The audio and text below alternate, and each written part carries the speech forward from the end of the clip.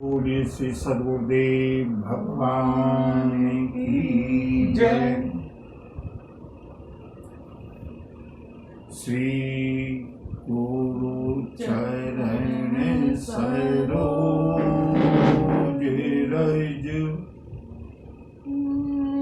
निज मन मुकुर सुधारि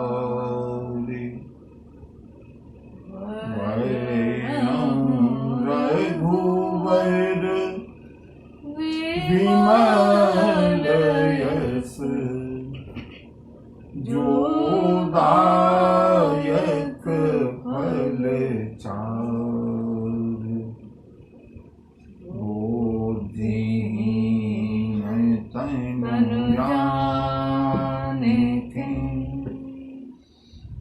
सुमिरौ पवन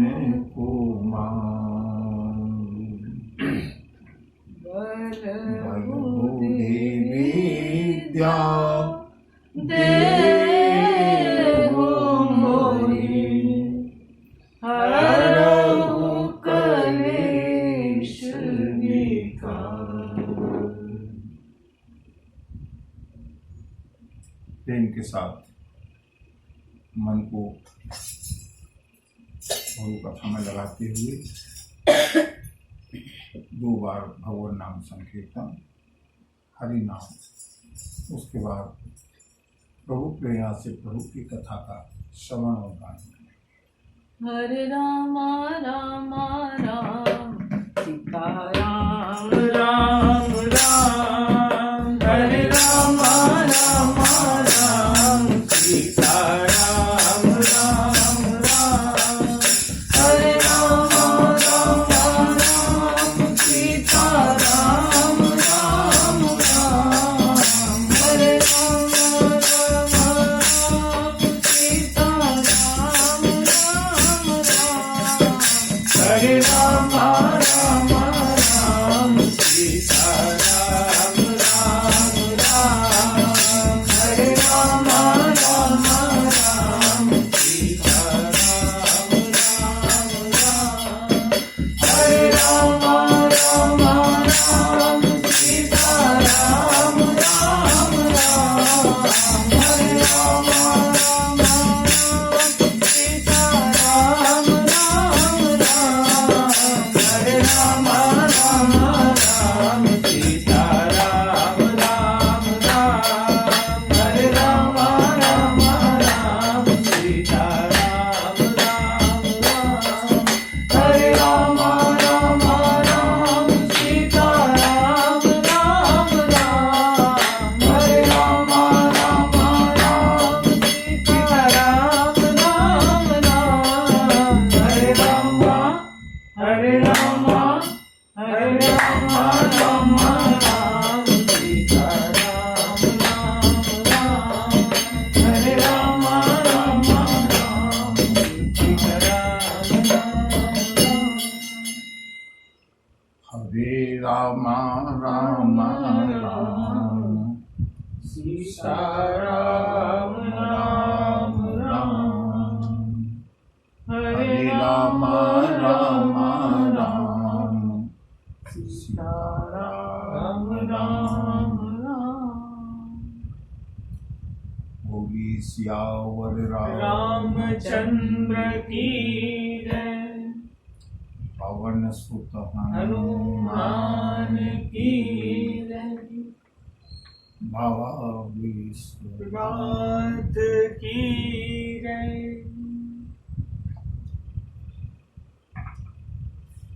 मंगल भवन अमंगल हारी, मंगल भवन अमंगल हारी, प्रभु सुदर्शन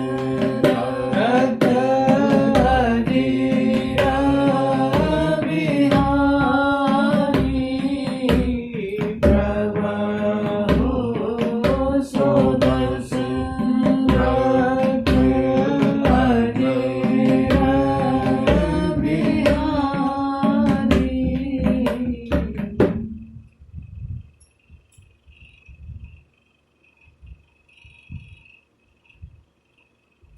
हम दो कल सभी ने बड़े प्रेम से, बड़े भाव से नंद नंदन का जन्मदिन मनाया।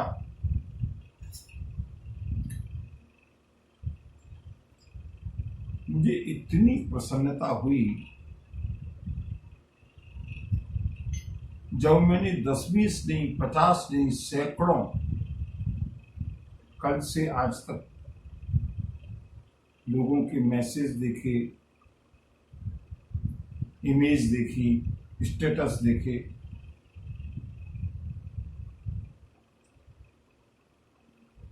प्रत्येक परिवार ये चाहता है कि मेरा बच्चा, मेरा बालक, मेरा बेटा, मेरी बेटी श्याम के रूप में, कान्हा के रूप में सजाया है। पूरा का पूरा देश श्याममय हो गया।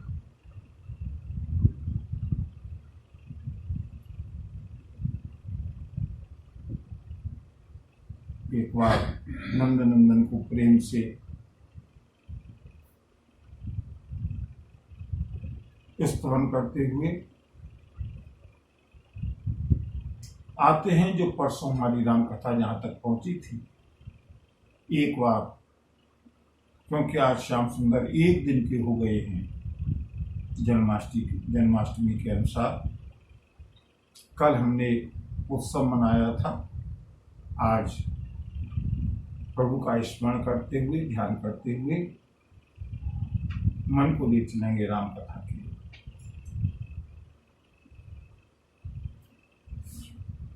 बंसी विभूषित करा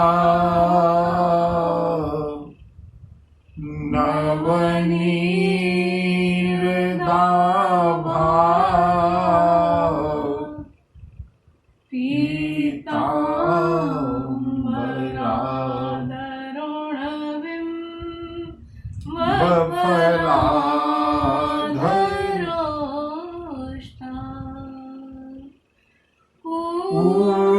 पूर्णेन्दु सुंदर मुखादर विंद नेत्रा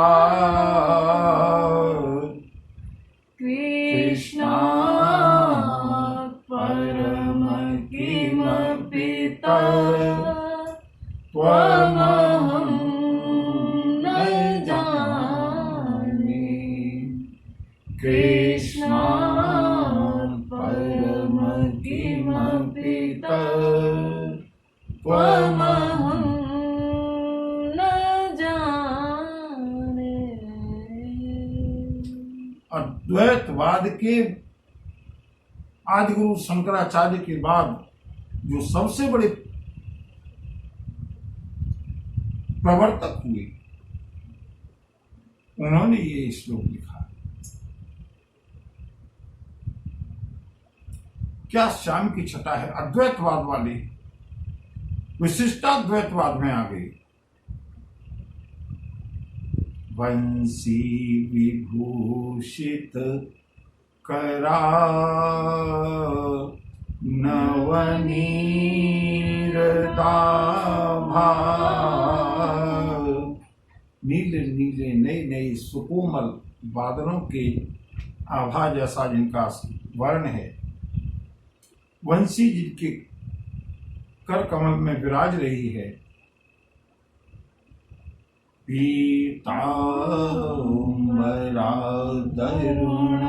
पीतांबर जिनके लहरा रहा है। इनके लाल लाल होठ हैं।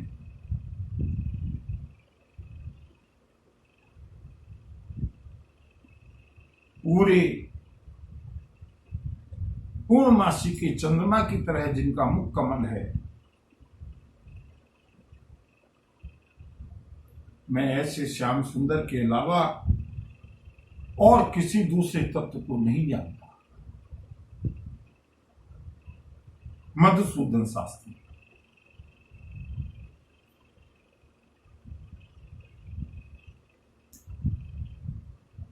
कारण श्याम के अंदर माधुर्य भी है और श्याम के अंदर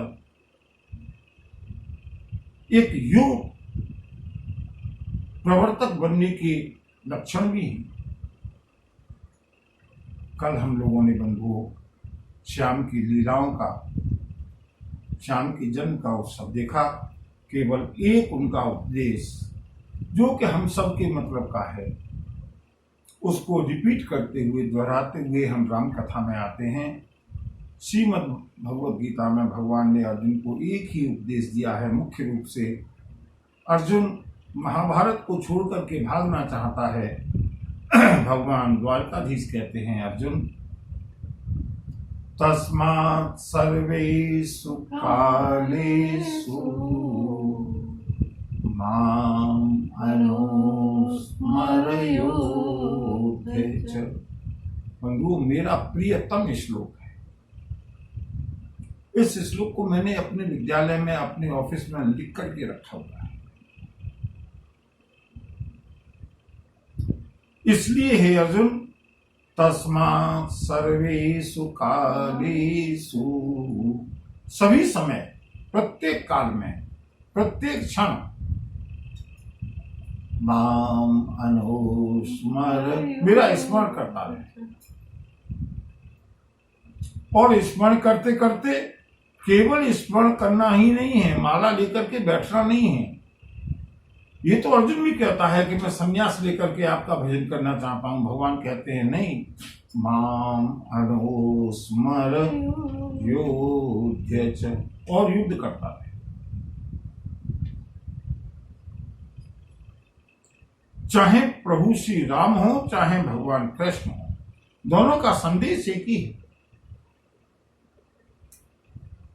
और ये संदेश केवल पात्र विशेष के लिए नहीं है, हम सब लोगों के लिए। हम सब लोगों की जीवन की सफलता किसमें है? तस्मात् सर्वेषु कालेषु। हम इस संसार रूपी महाभारत में आए हैं ना, युद्ध के संग्राम में, युद्ध के मैदान में जाकर के कोई कुर्सी डाल करके आराम नहीं करता। युद्ध करने के लिए ही भेजा है, संघर्ष के लिए ही भेजा है।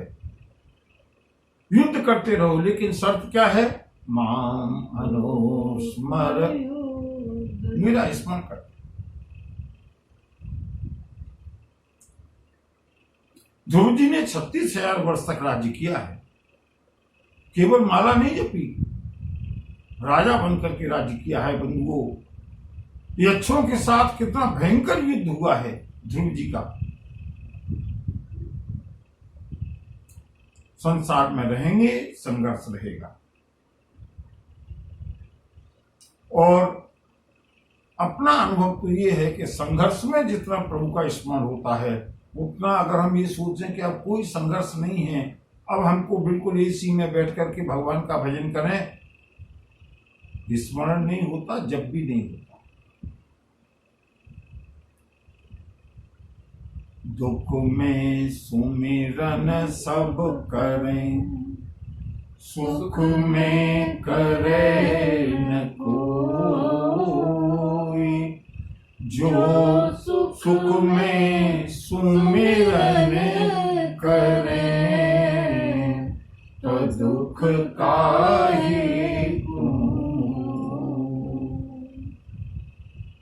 श्रीमद् भागवत में कुंती बुआ ने दुख मांगा है।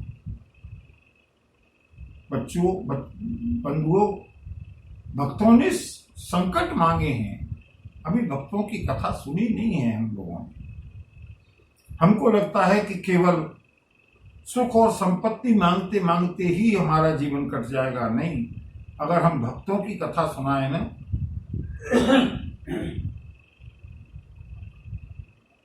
हमसे तो वृत्तासुर बहुत अच्छा है। मैंने कहा था ना, बाली का चरित्र श्री रामचरितमानस में, श्रीमद् भागवत में वृत्रासुर का चरित्र। पहले हम बाली का चरित्र प्रारंभ करते हैं, लेकिन अगर आज अवकाश मिल गया तो हम देखेंगे वृत्रासुर के चरित्र को भी, क्योंकि बंधु श्रीमद् भागवत का अवसर प्रभु ने जाने कब दिया नहीं दिया। इस समय प्रभु की कृपा है, जितना भी आनंद ले लिया जाए।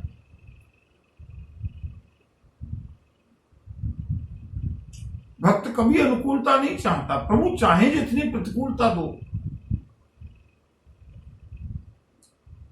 मुझे प्रातः स्मरणीय योगीराज श्री लाल जी महाराज का स्मरण आता है।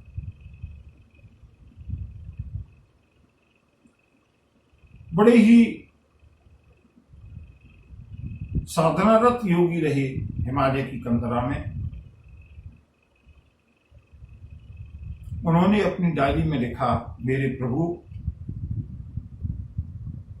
ये सोच करके मेरे ऊपर दया मत कर देना कि ये लाल मेरा है। मेरे कारण आपका संसार में अपयश न हो। मुझको जितना भी कठोर दंड देना हो देना, मैं आपके दंड विधान को आपका प्रसाद समझ करके स्वीकार करूंगा। उनकी डायरी में उनका हस्तलिखित जब मैंने पढ़ा, मुझे लगा कि वास्तव में भक्त किसे कहते हैं, योगी किसे कहते हैं। संघर्ष करना है संसार में बंधुओं। ये मैं, अगर आप लोग संभव हो सके तो इस संदेश को, जो लोग कथा नहीं भी सुन रहे हैं, उनको कम से कम इतना एपिसोड जरूर सुनवा दीजिएगा, क्योंकि आज समाज को महती आवश्यकता है। सहनशीलता नाम की चीज नहीं है। संघर्ष के आते ही लोगों को सीधे सीधे फांसी का फंदा दिखता है। कोई 6वीं मंजिल से कूद करके आत्महत्या कर रहा है, कोई सल्फास की गोलियां खा करके आत्महत्या कर रहा है, कोई फंदा डाल करके आत्महत्या कर रहा है। क्यों? भगवान कृष्ण के इस संदेश को नहीं सुना। तस्मात् सर्वेषु कालेषु माम अनुस्मर, मेरा स्मरण करते हो और फिर युद्ध करने का मजा देखो। चाहता तो विभीषण भी यही है, प्रभु मैं तो आपके साथ अयोध्या जाकर के रहूंगा। भगवान ने कहा नहीं, करहु कलप भर राज्य तुम, एक कल्प तक राज्य करना पड़ेगा तुमको विभीषण। बहुत संघर्ष आएंगे, संघर्षों को झेलना। संघर्षों को झेलने की युक्ति मैं तुमको बताता हूं। करहु कलप भर राज्य तुम, और मोहि सुमिरहु मन माहि, पुनि मम धाम पायहु, जहाँ संत सब जान।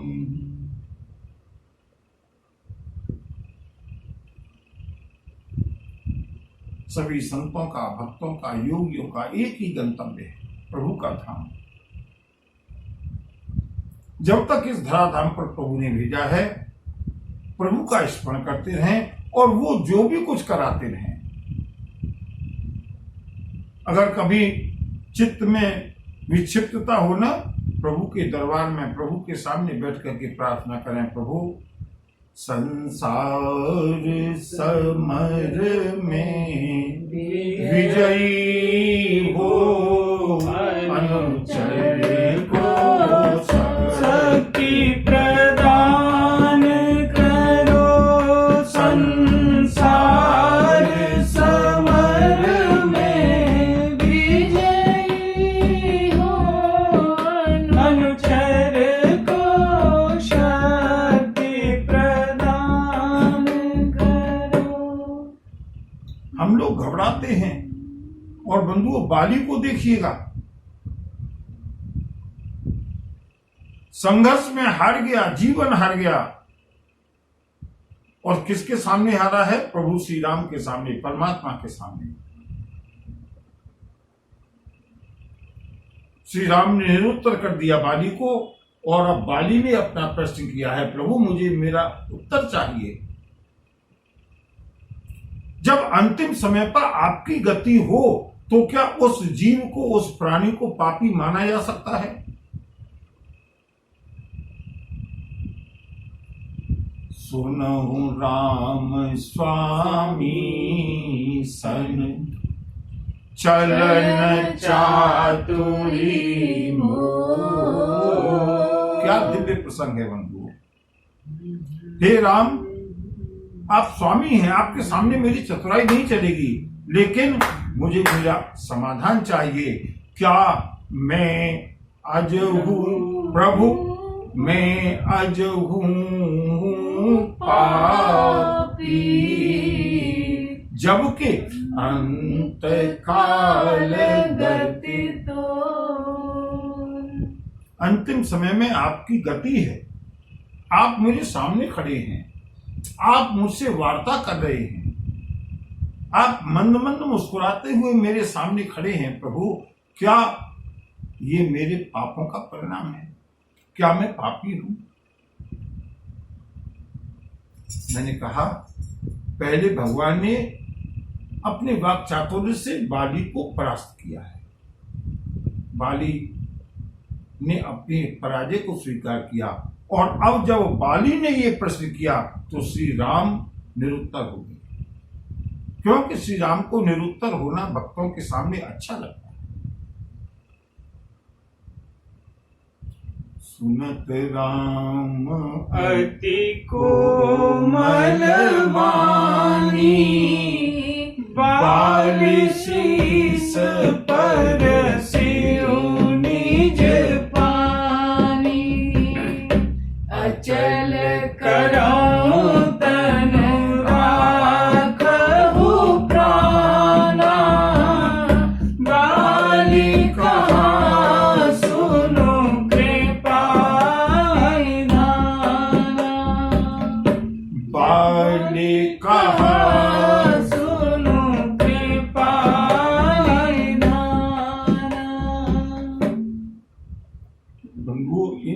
चौपाइयों में जो रहस्य है, जो प्रेम है, जो आत्मीयता है, ध्यान से सुनिएगा। हमने कई बार इन चौपाइयों को पढ़ा है। जैसे ही बाली ने प्रश्न किया, क्या मैं अभी भी पापी हूं जब आप मेरे सामने खड़े हैं? श्री राम ने सरेंडर कर दिया, श्री राम ने पराजय स्वीकार किया। आप कहेंगे कैसे? बंधु, मैं प्राय इस बात को समझाता हूं। श्री राम ने कहा है, मैं न्यायाधीश की जगह हूं, और बंधुओं, एक न्यायाधीश किसी को प्राणदंड देता है। एक न्यायाधीश किसी को प्राणदंड देता है, और प्राणदंड पाने वाला अपराधी अगर रिव्यू पिटीशन दायर कर दे, और वही न्यायाधीश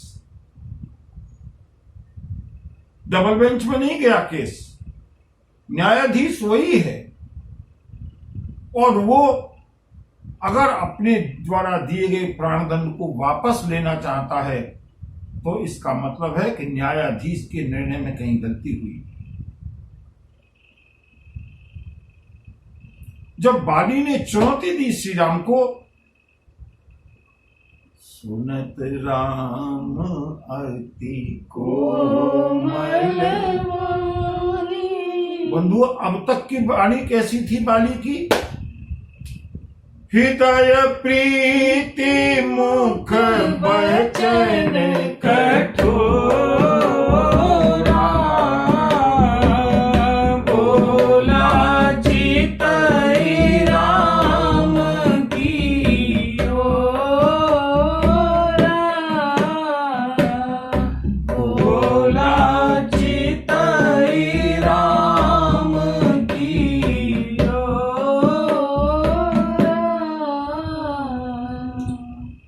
अभी तक बाली की वाणी कठोर थी, और अब सुनत राम अति कोमल वाणी, कोमल नहीं, अति कोमल बानी।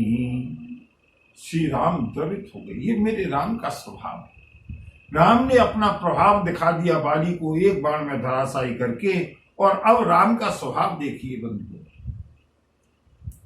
सुनत राम अति कोमल वाणी, बाली शीस पर सिरु निज पाए। मरते हुए, प्राण त्यागते हुए बाली के सिर पर प्रभु ने अपना वरद हस्त रखा और कहा, बाली चिंता मत करो, अगर मैं प्राण दंड दे सकता हूँ तो प्राणों की रक्षा भी कर सकता हूँ। अचल करहूँ तन राखहूँ बाली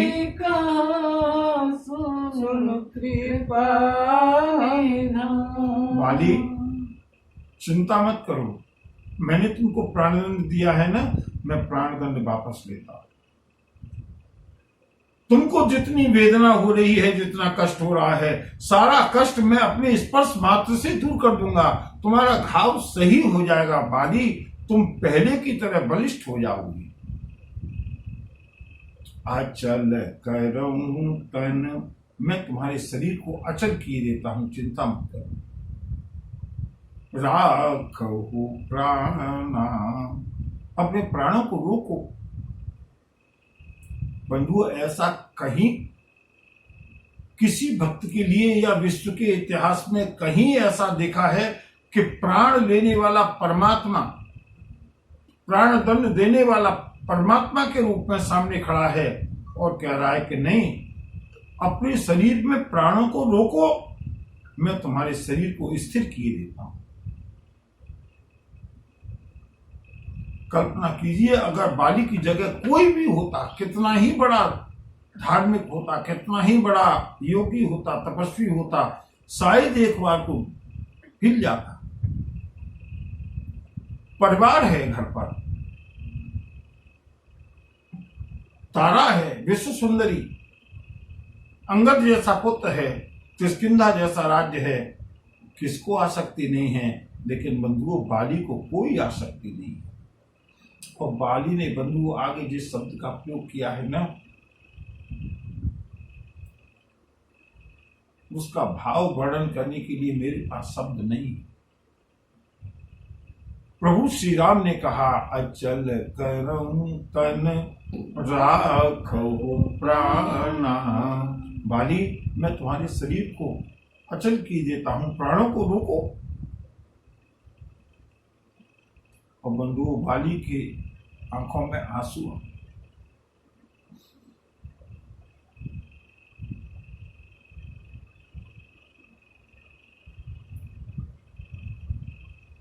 बाली कहा, सुन कृपा निधान, सुन कृपा निधाना।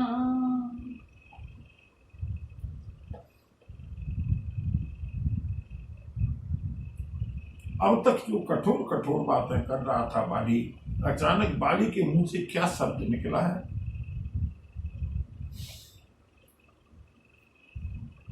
बंधुओं, ये बाली के चरित्र को, बाली के भाव को, बाली के प्रेम को, बाली के अंतरंग को, बाली के अंतःकरण को प्रकट करता है।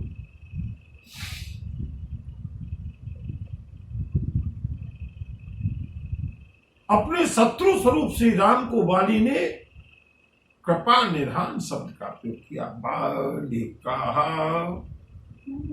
सुनो कृपा निधान। बाली ने कहा, ये कृपा निधान, यही तो तुम्हारे स्वभाव की कमजोरी है, और इसीलिए तो सारा विश्व तुम्हारे ऊपर न्यौछावर है। ऐसा स्वभाव, अस स्वभाव कहूं सुने न देखे। श्री राम जैसा स्वभाव, उमा राम स्वभाव जेहि जाना, ताहि भजन तैजे। बाली ने कहा, नहीं प्रभु, आप तो कृपा के निधान है, कृपा के समुद्र है, मैं जानता हूं, लेकिन अब प्राणों को रोकना संभव नहीं, क्योंकि यदि मैंने अब प्राणों को रोक लिया, मेरे प्रभु, मेरी कृपा निधान, मैं जानता हूं कि आप कृपा करके मुझको मेरे ऊपर तरस खा करके, मेरे अंतःकरण को देख करके आप मेरे शरीर की आसक्ति को देख करके आप मुझको प्राण दान देना चाहते हैं, लेकिन ये सारा संसार ये कहेगा कि राम ने अपनी पत्नी के खोज के लिए बाली को प्राण दान दिया। राम अगर वास्तव में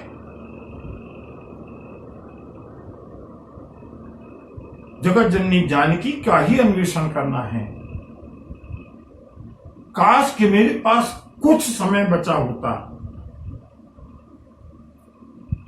सुग्रीव को तो न जाने कितना प्रयास करना पड़ेगा, डरपोक है मेरा भाई, तुम्हारी कितनी सहायता कर पाएगा मुझे मालूम नहीं है, लेकिन जैसा कि सूत्रों से ज्ञात हुआ है कि रावण ने भगवती जानकी का अपहरण किया है। राम, अगर मेरे पास एक दिन का भी समय होता ना, तो प्राण जाने से पहले वैदेही को लेकर के रावण तुम्हारी शरण में आता। ये बाली का वचन है, मेरा संदेश पर्याप्त था रावण के लिए। अगर बाली का संदेश जाता, रावण बिना विलंब किए हुए जानकी को लेकर के श्री राम से आकर के क्षमा याचना कर लो। रावण का साहस नहीं था जो इस बात को, आज्ञा को टाल जाता। लेकिन अब अगर आप मुझको प्राण रोकने के लिए कहेंगे ना, संसार कहेगा कि राम ने अपने स्वार्थ के कारण बाली के प्राणों को रोका है। नहीं राम, मैं जानता हूं कि आप मेरे प्राणों को इसलिए नहीं रोक रहे हैं, आपका स्वभाव है।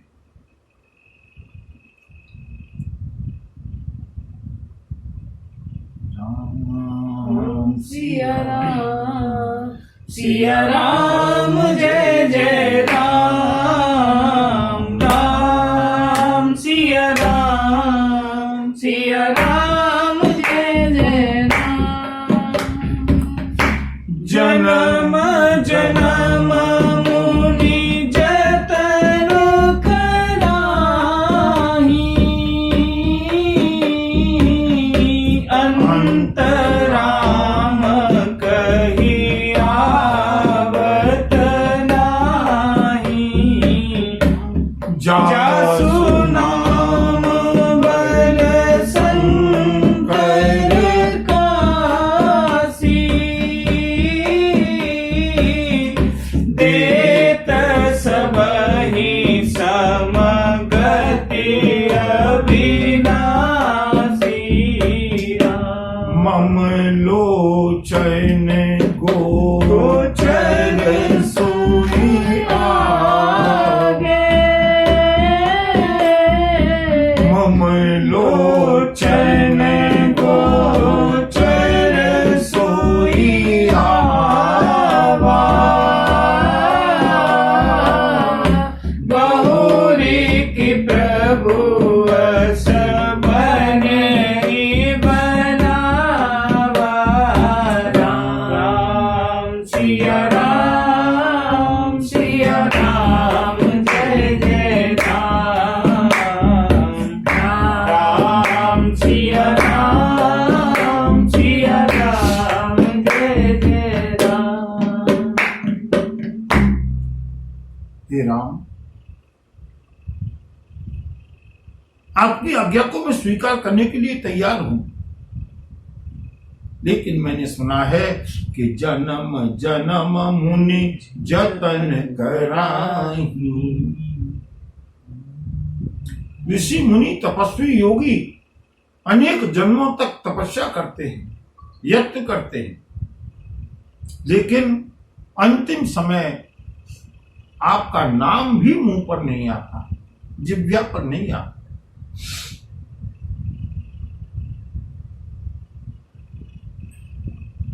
जिनके नाम के बल पर भगवान शिव काशी में सबको मुक्ति प्रदान करते हैं, जिनके नाम की इतनी महिमा है, वही राम आज मेरे नेत्रों के सामने साक्षात खड़े हैं। मम लोचन गोचर सोई आवा। श्री राम, आप कहते हैं तो मैं प्राणों को रोकने के लिए तैयार हूं, लेकिन एक शब्द, क्या आश्वासन दो कि बहुरी के प्रभु अस बने बनावा।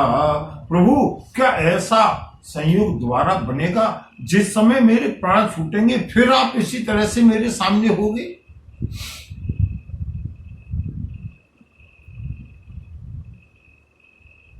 मुस्कुराने लगे राम।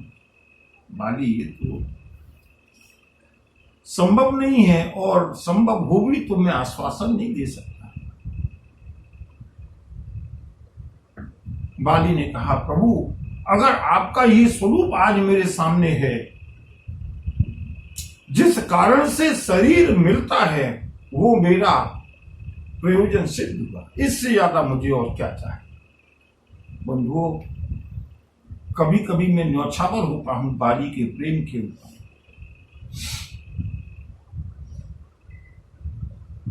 अद्भुत प्रेम है बाली के अंदर, अद्भुत।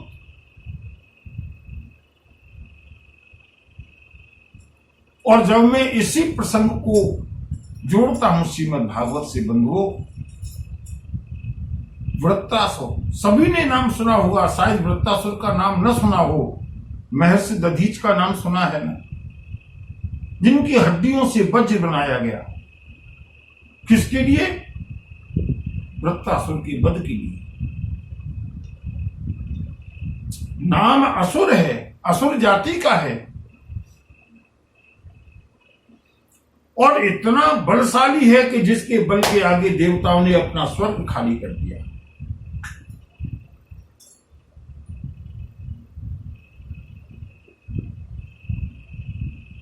बंधु, भाव की साम्यता है, इसलिए थोड़ा सा संक्षेप में उसका दर्शन करते हैं, क्योंकि कभी कभी श्रीमद् भागवत की कथा भी जहां होती है ना, वहां भी इस प्रसंग की उपेक्षा हो जाती है। षष्ठम स्कंद, एकादश अध्याय, और बंधुओं, श्लोक नंबर 18 से लेकर 26 तक जो वृत्तासुर ने कहा है, मुझे लगता है श्रीमद् भागवत का एक अनमोल रत्न है। असुर है, भगवान के कहने से ही, भगवान की प्रेरणा से ही इसके वध का प्रयास किया गया है। देवताओं ने जाकर के महर्षि दधीच से अस्थियां ली हैं, उनसे वज्र बनाया गया है, और उस वज्र के अंदर स्वयं भगवान नारायण ने अपने तेज को समाहित किया है। किस लिए? वृत्तासुर का वध करने के लिए। और बंधुओं, जिस समय वृत्तासुर का अंतिम समय आया है, भगवान सुखदेव जी महाराज वर्णन करते हैं, एक बार को तो ऐसा लगा ऐरावत पर बैठा हुआ इंद्र के सारे हथियार निष्फल हो गए, अब केवल अंतिम हथियार है वज्र।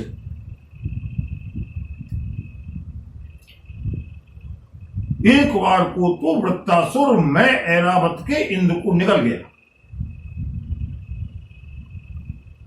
कितना बलशाली है! देवताओं में हाहाकार मच गया। अब सामने खड़ा है इंद्र, पुनः इधर वृत्तासुर।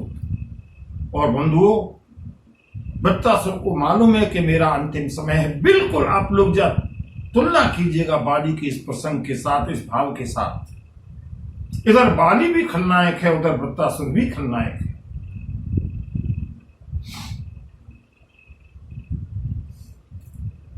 वृत्तासुर ने इंद्र को समझाया है,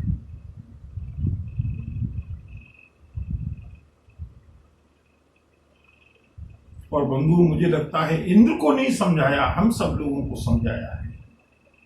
कितना सौभाग्यशाली है वो वृत्तासुर, स्वर्ग के ऊपर अधिकार है। अगर चाहता वृत्तासुर इंद्र को विवश कर देता, लेकिन प्रभु की इच्छा समझ करके, बंधु अगर हमारे पास से थोड़ी सी संपत्ति कम हो जाए, थोड़ा सा कोई प्रतिकूल परिस्थिति आ जाए, हम प्रभु को भूल जाते हैं, कोसने लगते हैं। वाह रे क्या भागवत है वृत्तासुर। इंद्र को समझाता है, इंद्र सुनो। और बंधुओं कभी समय मिले तो श्रीमद् भागवत के इस पावन श्लोक, इन पावन श्लोकों का अध्ययन कीजिएगा। भक्त अगर बनना है, ओम नमो भगवते वासुदेवाय। 18वें मैंने बताया ना, श्रीमद् भागवत के 6वें स्कंद के 11 अध्याय में 18वें श्लोक से समझाना शुरू किया है वृत्तासुर ने, और 22वें श्लोक में आकर के वृत्तासुर कहता है, सुनो देवराज, तुमको केवल स्वर्ग का सिंहासन चाहिए, मैंने दिया। क्यों? मेरे ऊपर प्रभु की कृपा है। देवराज इंद्र हंसने लगे। अंतिम समय पर प्राणों के ऊपर संकट देख करके, स्वर्ग को अपने हाथ से जाता हुआ देख करके तुमको प्रभु की कृपा नजर आ रही है। वृत्तासुर ने कहा, देवराज काश कि तुम मेरे प्रभु की कृपा के रहस्य को समझ पाते। वृत्तासुर समझाता है, पुंसां किलयकां तधियां स्वकानां या संपदौ दिवि भूमौ रसायां। बंधु सुनिएगा वृत्तासुर का ये वृत्तांत, वृत्तासुर की कथा। नराति यद द्वैष उद्वेग आधिर मदः कलिर व्यसनम संप्रयास। जिन लोगों को प्रभु से ये शिकायत हो कि हमको भजन करते हुए जीवन निकल गया, जीवन में संपन्नता नहीं आई, बंधुओं जरा इस श्लोक का भाव समझ लीजिएगा। ये मरते समय कहा है वृत्तासुर ने। देवराज, जो लोग परमात्मा से, जो लोग भगवान से अनन्य प्रेम करते हैं, पुंसाम, जो लोग किलयकांत धियां स्वकानां, जो लोग प्रभु से अनन्य प्रेम करते हैं और जिनको प्रभु अपना अनन्य निज जन मानते हैं,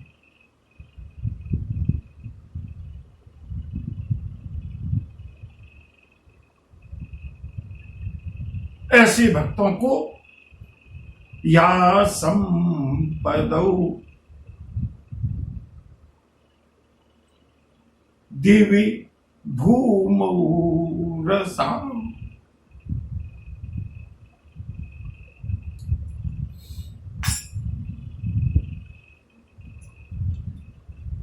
वृत्तासुर कहता है, देवराज तुम धोखे में हो कि तुमको स्वर्ग का सिंहासन दिया जा रहा है।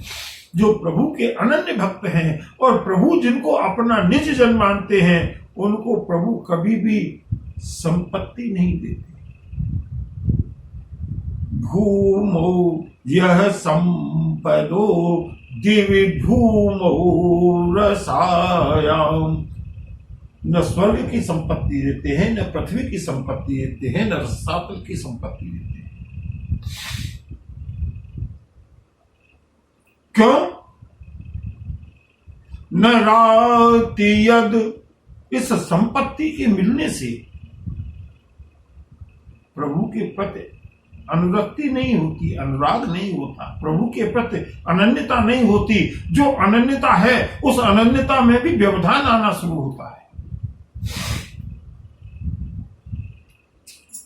न राति यद, इस अनन्यता में व्यवधान आ जाए तो वो संपत्ति किस काम की? सुख के माथे सिल परे, जो नाम हृदय से जाए, बलिहारी बा दुख की, जो पल पल सुरति कराए।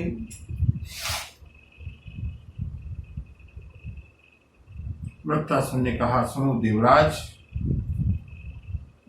इस संपत्ति से प्रभु के प्रति जो अनन्यता है, प्रभु के प्रति जो प्रेम है, वो प्राप्त नहीं होता।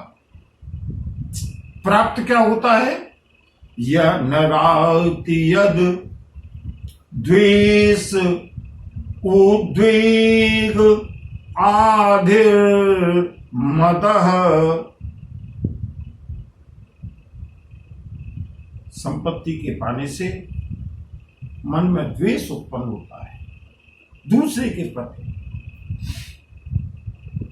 उद्वेग विक्षिप्तता पैदा होती है,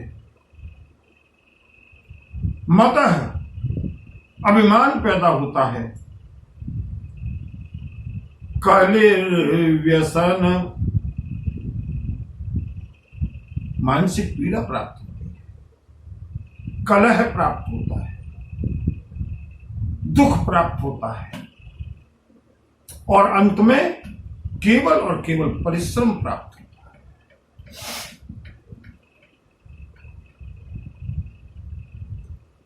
जीव को क्या चाहिए? जिनको चाहिए सुख और ऐश्वर्य, प्रभु उनको सुख और ऐश्वर्य देते। बंधुओं, ये अनुभूति तो केवल और केवल वही कर सकता है जो प्रभु के अनन्य है, जो प्रभु के निज जन हैं, जो मजा फकीरी में रहा, जो मजा फकीरी में रहता है। बंधु, वो मजा अमीरी में नहीं। मैं कोई प्रवचन नहीं कर रहा हूं, उपदेश नहीं कर रहा हूं। भगवान सबको सुख और संपत्ति दे,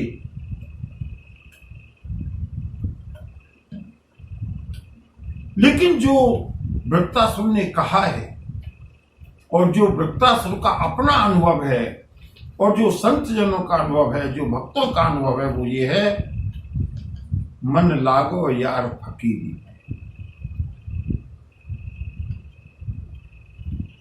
मीरा को मेवाड़ की राजरानी बनकर के रहना अच्छा नहीं लगा।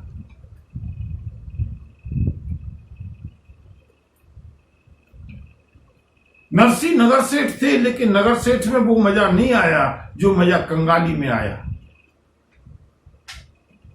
दुनिया हंसी उड़ाती है, लेकिन नरसी प्रसन्न है।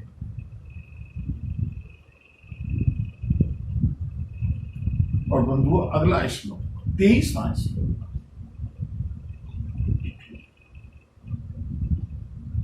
तैवर्गिकाया सविघात मस्मत् पतिर्विधत्ते पुरुषस्य शक्रहेन्द्र ततोनुमेयो भगवत् प्रसादो यो दुर्लभो किंचन गोचरो न्यय। बंधु, क्या प्रभु की कृपा है। राम कथा के बीच में इतना दुर्लभ चरित्र जो कि लगभग अप्राप्य रहता है, प्रभु की प्रेरणा है। निश्चित रूप से सुनने वाले बहुत सौभाग्यशाली हैं, प्रभु के अनन्य हैं। इतना विस्तृत तो बाली चरित्र में नहीं हो पाता, और बाली चरित्र में भी राम कथा में श्रीमद् भागवत कथा सोने में सुहागा है। वृत्तासुर कहता है, इंद्र हमारे स्वामी, किसको? प्रभु को। हे इंद्र हमारे स्वामी, भक्त के अर्थ, धर्म और काम संबंधी सारे प्रयासों को व्यर्थ कर दिया करते। बंधुओं सुनिएगा, भक्ति किसे कहते हैं? भक्त प्रयास करता रहे, जो बहुत गंभीर हैं बंधुओं, बहुत ध्यान से सुने। ये अध्यात्म की चरम सीमा है, ये भक्ति की चरम सीमा है, ये हमारे उन अनेक शंकाओं का समाधान है जो हम निरंतर खोजते रहते हैं। सुख के लिए लाखों दुख सहकर, सुख के लिए लाखों दुख सहकर, ये दिन अभी तक यूं ही बिताए, ये दिन अभी तक यूं ही बिताए। जो अबोध भक्त हैं, जो हैं तो अनन्य, और जिनको प्रभु ने अपना मान लिया है, लेकिन उनको अभी खिलौनों में मन लग रहा है। बंधुओं सभी लोग सुनिएगा इस कथा को। वृत्तासुर कहता है, जो प्रभु के अनन्य हैं और जिनको प्रभु ने अपना मान लिया है, लेकिन अबोधता के कारण जिन भक्तों को अभी इन संसार के भोग और ऐश्वर्य रूपी खिलौनों में मन लग रहा है, जो इसको पाने के लिए लालायित भी हैं, हमारे स्वामी अपने भक्त के उन अर्थ, धर्म, काम संबंधी प्रयासों को व्यर्थ कर दिया कर। चाहे जितना प्रयास करो धन कमाने का, चाहे जितना प्रयास करो यश कमाने का, चाहे जितना प्रयास करो कामनाएं पूर्ति करने का, चाहे कितना ही प्रयास करो धर्म प्राप्त करने का,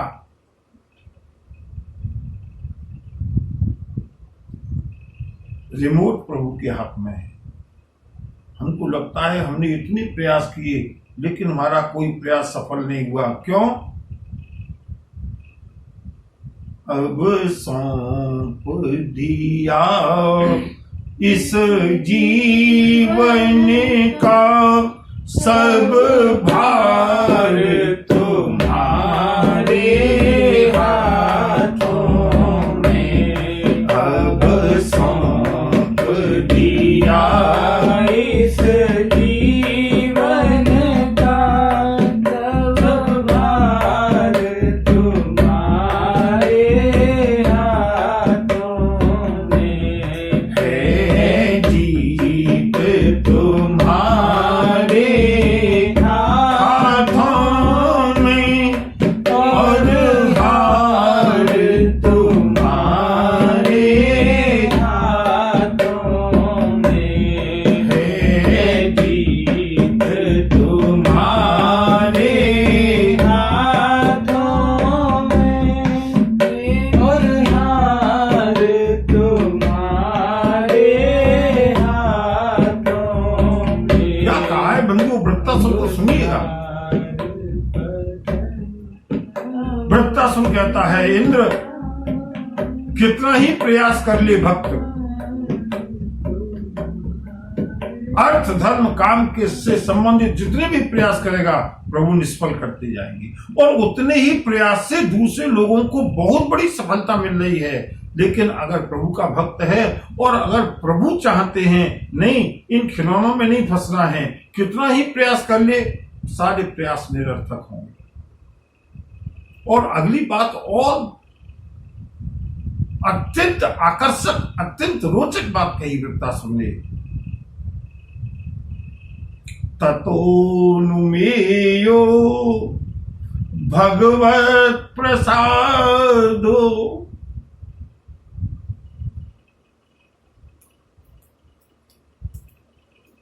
बंधु मुझे लगता है सारे उपदेशों का सार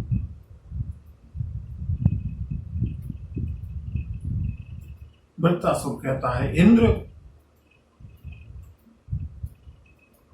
यही हमारी प्रभु की कृपा का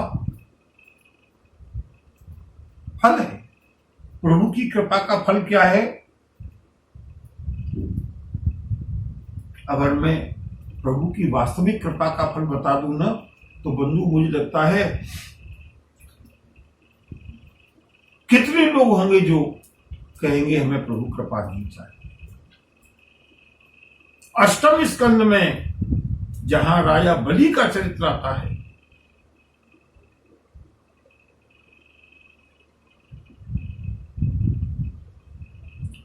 वहां भगवान नारायण ने ब्रह्मा जी से जो कहा है वहां पर बताया है कि मेरी कृपा का फल क्या है।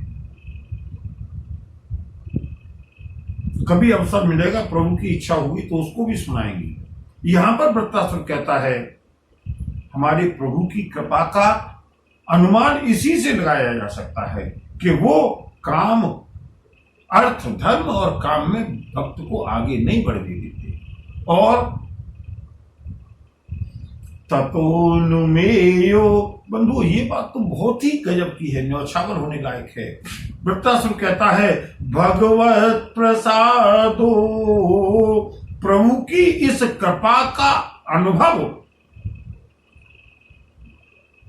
किस कृपा का अनुभव? कि हम अर्थ धर्म काम के सारे पुरुषार्थ करते हुए भी हम सफल नहीं हो रहे, इसमें मेरे प्रभु की कृपा है।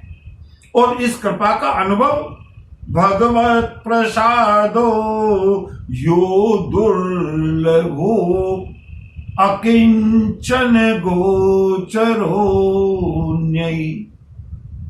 जो प्रभु के अकिंचन भक्त हैं, केवल और केवल उन्हीं को प्रभु की इस अहेतु की और अलौकिक कृपा का अनुभव होता है। बाकी लोगों को इस कृपा का अनुभव नहीं होता। बाकी तो लोग परमात्मा को दोष देते हैं और दोष देने की बारी आती नहीं है।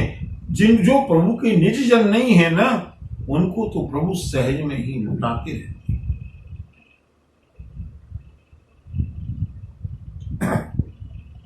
बंधु मैंने 2 श्लोकों की व्याख्या की है आज वृत्तासुर की। यहां तक तो इंद्र को समझाया है और इसके बाद इंद्र से कहा, इंद्र अब तुम भगवान नारायण के प्रेरणा से बने हुए वज्र से मेरा वध करो, मैं तैयार हूं। है कोई ऐसा शिवाय वाली के?